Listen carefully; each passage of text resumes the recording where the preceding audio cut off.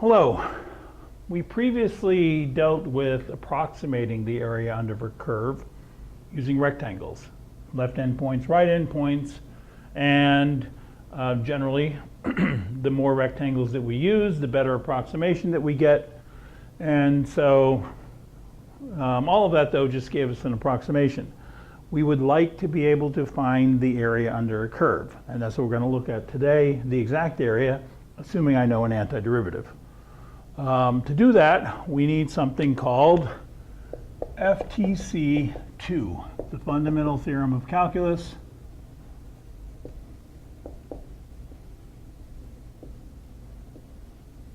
Part 2. Okay, part 1 we will get to later. Part 2 is what we need in order to do an application. And for that, we need to understand what's going on. FTC 2, well, remember the area before, let me go start with that.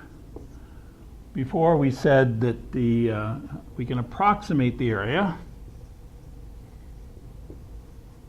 under the curve by L sub n or R sub n.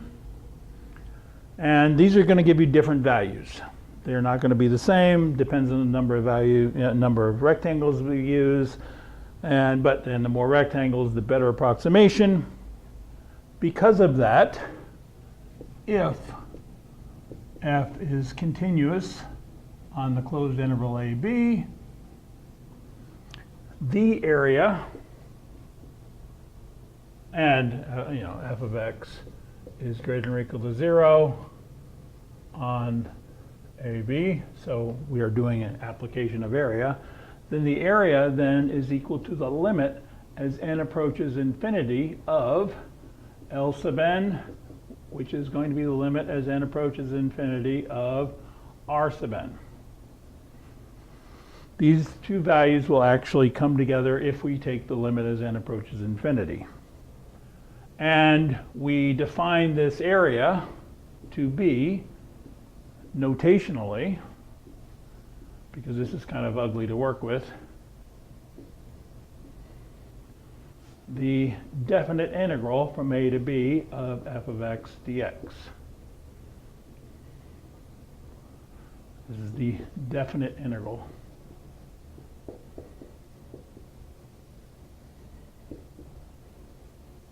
From a to b. Okay, or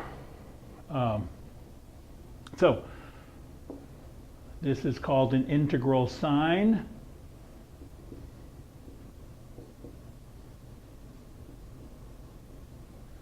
A is the lower limit of integration. B is the upper limit of integration. The f of x dx is called the integrand.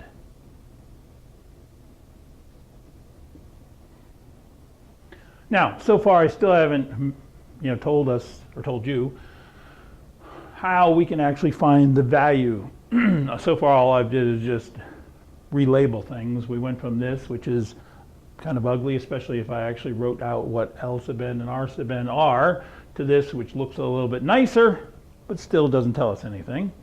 So the fundamental theorem of calculus actually gives us a way to evaluate this. So let me erase this part, but keep that. The fundamental theorem of calculus part 2 says the integral from a to b of f of x dx is equal to capital F of x evaluated from a to b, which is capital F of b minus capital F of a, and you should be familiar what capital F is based on what we talked about previously, where capital F of x is any antiderivative of little f of x. And so this becomes extremely nice. I can get the value, assuming I know the antiderivative of the function, I can get the area by just finding the antiderivative, putting in two numbers, substituting two numbers, subtract. That gives me the area. Let's look at a specific example. suppose I want the area under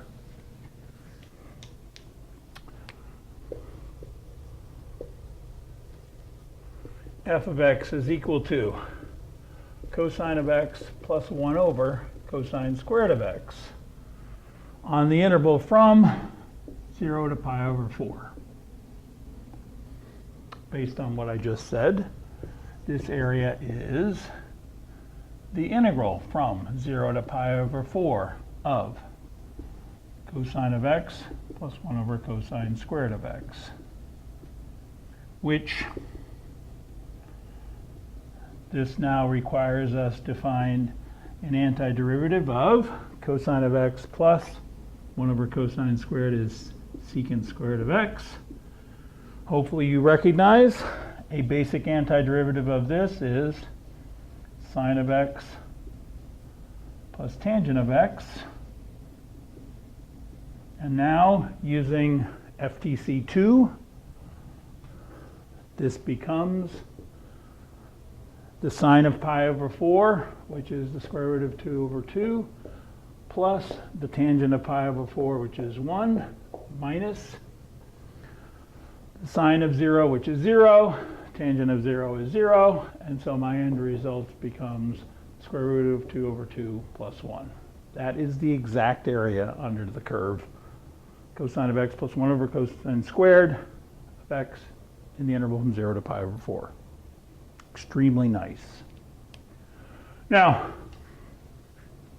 this definite integral is a number, and we can find the value of that number even if my function is not non-negative. In other words, even if the function goes negative. The integral from a to b of f of x dx exists for any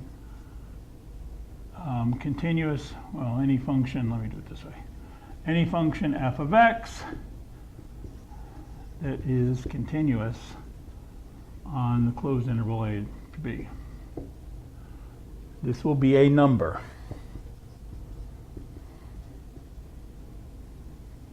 It does not represent area under the curve in general. It is area under the curve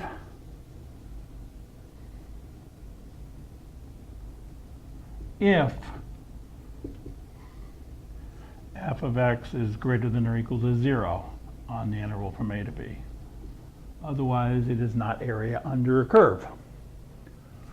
So let's look at some basic antiderivatives, some basic definite integrals here using FTC 2.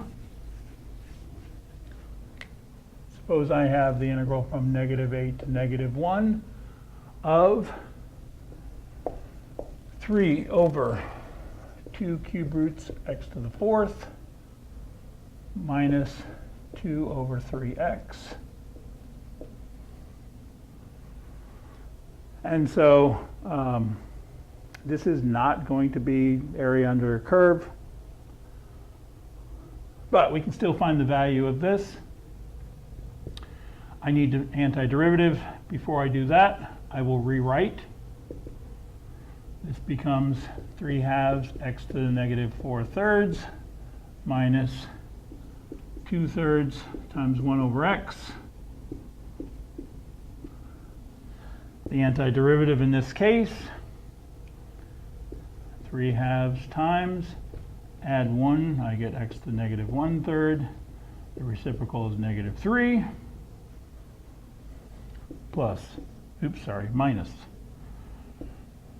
2/3 natural log absolute value of x.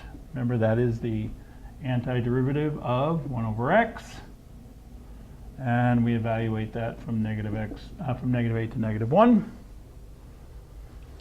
And so I get then -9 over 2 cube roots of x minus 2/3 natural log absolute value of x, evaluated from -8 to -1.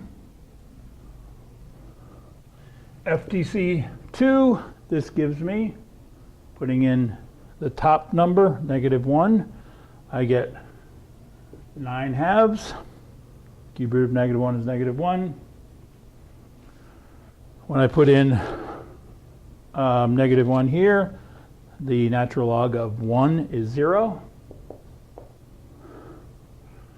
Minus, when I put in -8, I get -9 over. The cube root of -8 is -2, so this becomes a -4, and so this becomes just positive 9/4. And minus 2/3 natural log of 8. And so ultimately I end up with 9/2 minus 9/4 is 9/4 plus 2/3 natural log of 8. And we can get a decimal approximation of that or leave it like that, either way. One more example. If I have